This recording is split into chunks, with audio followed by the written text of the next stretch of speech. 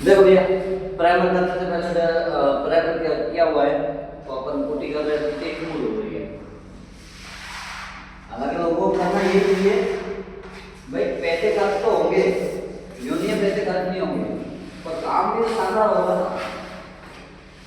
हालांकि अभी लोग क्या कर रहे हैं कि बिना प्राइमर के पुट्टी कर रहे हैं, तो क्या है कि उसमें स्मूथ फिनिशिंग आती है, नाइस फिनिशिंग आती है।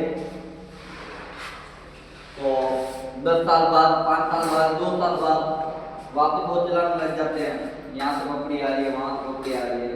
तो इनको क्या करना चाहिए, पहले प्राइमर लगवाना चाहिए और उसके बाद पुट्टी करवाना चाहिए।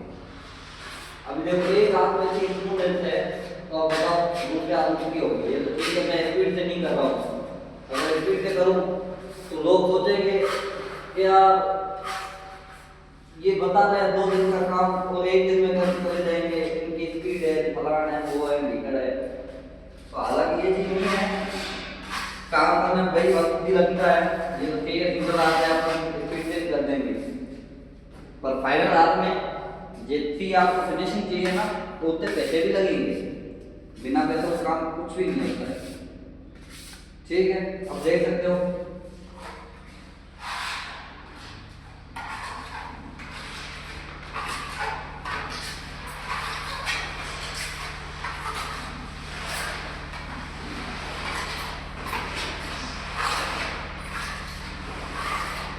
ये मूवमेंट है। लास्ट आपको करके दिखाएंगे, उसमें देखना फिनिशिंग कितनी है, और मकान मालिक से बात भी करवाएंगे, जो यहाँ का मकान मालिक है उनसे बात भी करवाएंगे कि देखो भाई फिनिशिंग दे रहे हैं आगे वाले तो कितनी आ रही है।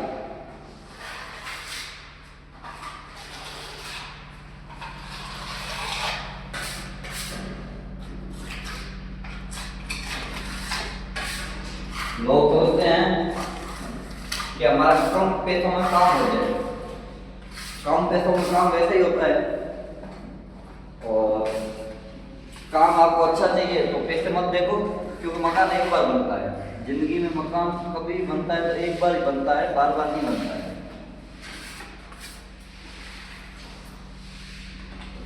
एक बार खर्च करोगे तो आपको मकान की तरह मकान मिलेगा। बाकी आप सोचोगे कि भाई फर्स्ट टाइम काम निपट जाए, तो उसमें तो आपको पता है सभी लोग कमाना चाहते हैं, किसी घर की फैक्ट्री लगी हुई है नहीं, तो कमाने के पीछे आपको पता ही है क्या होता है। तो सबसे भाई मकान मालिकों से यही कहना चाहता हूँ, कोई भी काम करवाओ ना तो टेंडर अगर जो रेट मांग रहा है उससे 5,000 कम करवा रहे हो, 4,000 कम करवा रहे हो, उससे क्या फर्क पड़ता है।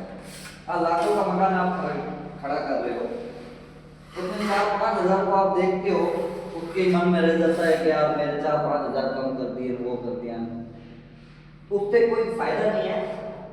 हाँ, आपको काम अपना मुंह आगे मिल जाएगा तो 5,000 से क्या फर्क पड़ता है। लाखों का काम में 5,000 से कोई फर्क नहीं पड़ता।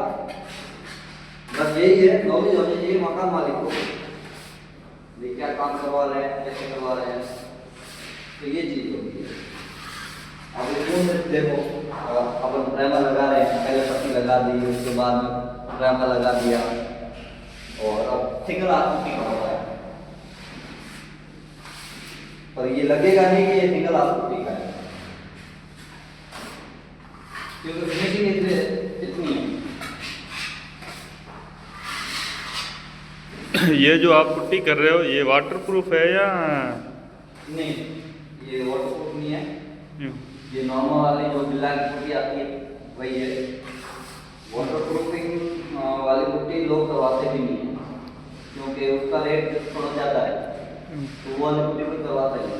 रेट सुन के वो तो कभी ये सोचते हैं क्या वो हो जाएगा, वो हो जाएगा, और पहले टाइम में होती थी कि तो इसमें और उसमें डिफरेंस क्या है, वाटरप्रूफ में और इसमें नेचुरल में? रात दिन का क्यों? हाँ, रात दिन का डिफरेंस है।